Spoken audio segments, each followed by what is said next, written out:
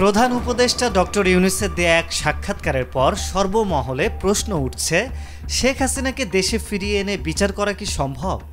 শেখ হাসিনাকে ফিরিয়ে আনতে ভারতের প্রধানমন্ত্রী নরেন্দ্র মোদীর সাথে বৈঠকে বসবেন প্রধান উপদেষ্টা, এমনটাও শোনা যাচ্ছে।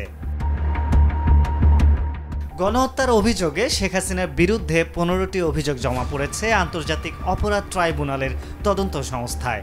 শুরু হয়েছে তদন্ত, বিচারের জন্য প্রস্তুত করা হচ্ছে আন্তর্জাতিক অপরাধ ট্রাইব্যুনাল। তবে ঘুরে ফিরে একটি প্রশ্নই বারবার সামনে আসছে, পার্শ্ববর্তী দেশে পালিয়ে যাওয়া শেখ হাসিনাকে দেশে এনে কি বিচারের কাঠগড়ায় দাঁড় করানো সম্ভব?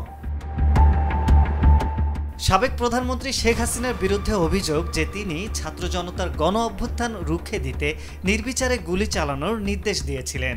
এছাড়াও গণহত্যা, অপহরণ, গুম করার অভিযোগে গত 12 সেপ্টেম্বর পর্যন্ত শেখ হাসিনার বিরুদ্ধে মামলাও হয়েছে মোট 168টি, যার মধ্যে হত্যা মামলার সংখ্যা রয়েছে 147টি। আন্তর্জাতিক অপরাধ ট্রাইব্যুনালের চিফ প্রসিকিউটর বলছেন, ট্রাইব্যুনালে বিচারক নিয়োগ হলেই শেখ হাসিনার বিরুদ্ধে গ্রেফতারি পরোয়ানা জারির আবেদন করা হবে। তবে তাকে ফিরিয়ে আনা কিংবা না আনা নির্ভর করবে সরকারের রাজনৈতিক সিদ্ধান্তের ওপর। এদিকে আইনজীবী জ্যোতির্ময় বড়ুয়া মনে করেন, শেখ হাসিনাকে দেশে ফিরিয়ে আনা সহজ হবে না, কেননা শুধু আইনি প্রক্রিয়াই নয়, এর সঙ্গে জড়িয়ে আছে কূটনৈতিক প্রচেষ্টা এবং দুই দেশের বোঝাপড়া।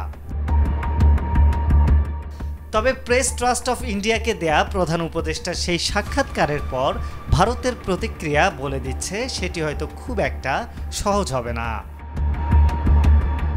আরিফ হক, মাই টিভি।